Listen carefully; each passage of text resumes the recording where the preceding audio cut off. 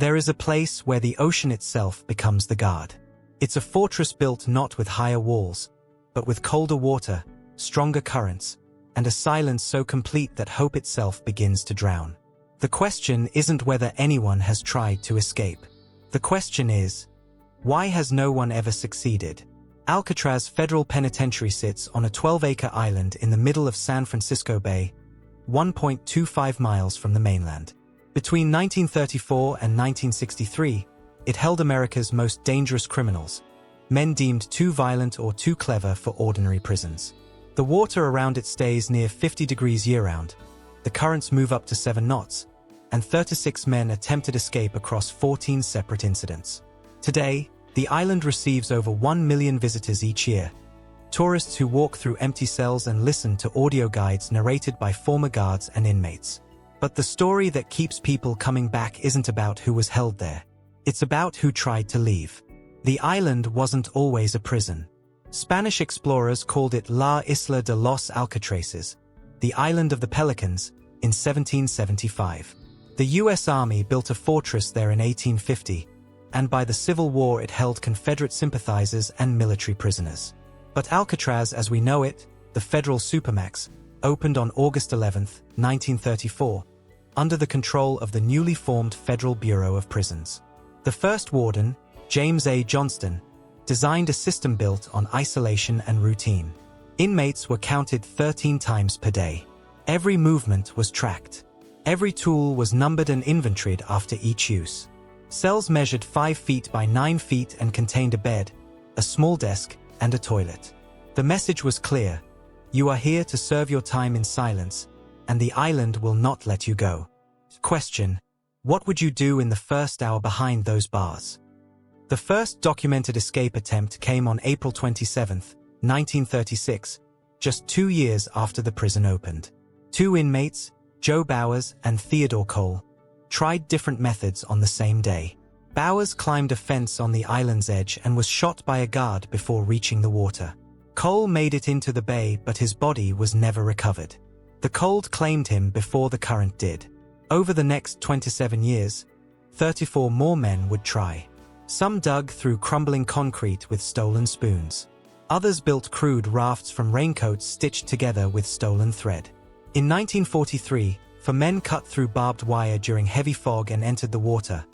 All 4 drowned, their bodies recovered days later downstream. In 1956, a group of inmates overpowered guards and tried to swim during a storm. 2 died in the attempt, and the others were recaptured on the rocks. Then came June 11, 1962. 3 men, Frank Morris and brothers John and Clarence Anglin, executed the most elaborate escape in Alcatraz history. For months, they used stolen tools to chip away at the ventilation grills in their cells, working at night while the prison slept. They created dummy heads from soap, toilet paper, and real hair collected from the prison barbershop to fool guards during nighttime counts. On the night of the escape, they crawled through the holes they'd made, climbed to the roof, slid down a drain pipe, and launched a makeshift raft into the bay. They were never seen again. The FBI investigation lasted 17 years.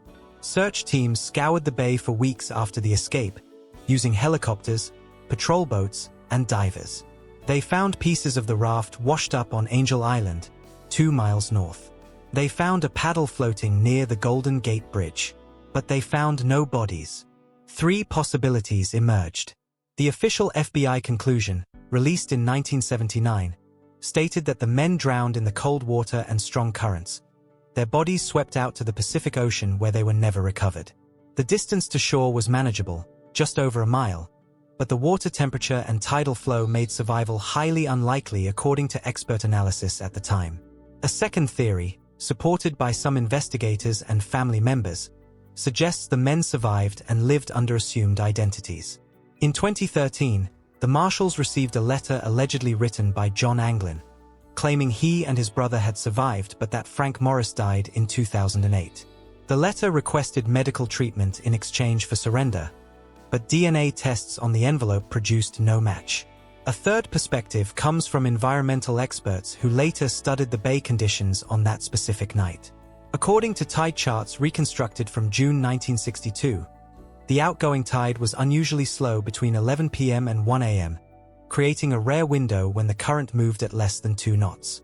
A former Navy SEAL, studying the case decades later, successfully swam the same route wearing a period-accurate life vest to demonstrate survivability was possible.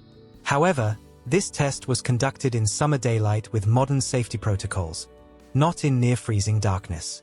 The debate remains unresolved because evidence exists for multiple outcomes. Law enforcement officials who worked the case believe the lack of bodies supports drowning, as the ocean floor and strong currents could carry remains far from shore. Family members point to Christmas cards allegedly sent from Brazil years after the escape, though these remain unverified. Some forensic analysts question the timeline itself. A photo allegedly showing John and Clarence Anglin in Brazil in 1975 was analyzed using facial recognition technology in 2016. Results indicated a high likelihood of a match, though researchers noted the photo quality made definitive identification impossible. The marshals continue to list the case as open, noting they remain willing to pursue credible leads. What's missing is DNA evidence linking any recovered remains to the escapees, or definitive proof of survival in the form of witnesses, documents, or communication that can be verified through modern forensic methods. For the families of Frank Morris and the Anglin brothers, the uncertainty created decades of grief without closure. John and Clarence's mother died in 1975 without knowing if her sons were alive. Their sister, Marie Anglin Widner, spent her adult life pursuing evidence and speaking with investigators, passing away in 2020 still uncertain of her brother's fate. For the men themselves, if they survived, the escape meant permanent separation from everyone they knew, living under false names, unable to contact family or acknowledge their past. If they drowned, their final moments were likely marked by cold, exhaustion, and the realization that freedom was just beyond reach. Either outcome represents a profound human cost, the price of desperation meeting impossible odds. For the families of other inmates who died in escape attempts, Alcatraz represents confirmed loss. Parents buried sons who gambled on cold water and lost. The island became a place where hope turned into absence, where the desire for freedom transformed into permanent separation. Alcatraz worked because it weaponized geography.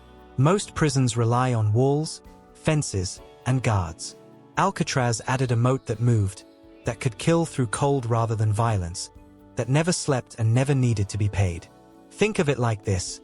A traditional prison is a locked room where you need to find the key. Alcatraz was a locked room inside a freezer, inside a river, where even finding the key meant facing conditions designed to kill you slowly. The prison closed in 1963, not because of security failures, but because the isolation and infrastructure cost too much to maintain. Salt water corroded the buildings. The expense of bringing food and supplies across the bay exceeded the budget. The Federal Bureau of Prisons decided that maximum security could be achieved more efficiently elsewhere, in landlocked facilities with modern technology. But the question of the 1962 escape matters beyond true crime curiosity. It represents the limits of both confinement and investigation. Even with unlimited resources, the FBI couldn't definitively answer what happened to 3 men who entered water 6 decades ago. The case demonstrates how the absence of evidence can haunt us as much as evidence itself. It reminds us that some questions remain open not because we lack intelligence or technology, but because nature sometimes refuses to give up its secrets. The escape also changed prison design forever. Federal facilities built after 1962 incorporated lessons from Alcatraz, using double-fence perimeters, motion sensors, and strategic placement far from population centers but not in locations where environmental factors could aid escape. Federal Bureau of Prisons Architectural Standards, revised 1965. The idea that isolation alone could contain the most determined inmates died with Alcatraz. Here's what we know for certain. 3 men escaped their cells using patience, stolen tools, and meticulous planning. They entered San Francisco Bay on a cold June night and were never confirmed seen again. We know the FBI searched for 17 years and found no bodies. We know families received possible communication years later that remains unverified. What we don't know is whether they survived the swim, lived in hiding, or drowned in water that never gave them back. The case remains open because the absence of proof runs both directions. And that uncertainty is exactly what makes Alcatraz the prison no one has ever confirmed escaping from. The US Marshals will likely continue monitoring the case as long as the escapees would remain alive. John and Clarence Anglin would be 93 and 94 years old in 2024. Frank Morris would be 98. High that the Marshals will close the case officially within the next 5 to 10 years as biological probability makes survival increasingly unlikely. Medium that additional evidence could surface from family members or researchers. Deathbed confessions, discovered letters, or old photographs occasionally emerge in cold cases, though the passage of time makes authentication increasingly difficult. Confidence. Low that definitive proof of survival or death will emerge. The ocean, as mentioned, doesn't always return what it takes. If the men drowned, their remains may never be found. If they survived and built new lives, revealing themselves now would only result in arrest and imprisonment, removing any incentive for disclosure. The island itself will continue to draw visitors, people fascinated by the tension between confinement and freedom, between the certainty of walls and the uncertainty of water. Alcatraz remains a place where the question mark matters more than the period. Some prisons are escaped through tunnels, disguises, or violence. Alcatraz could only be challenged through water that has kept its secrets for over 60 years. The fortress wasn't broken by the men who tried to leave.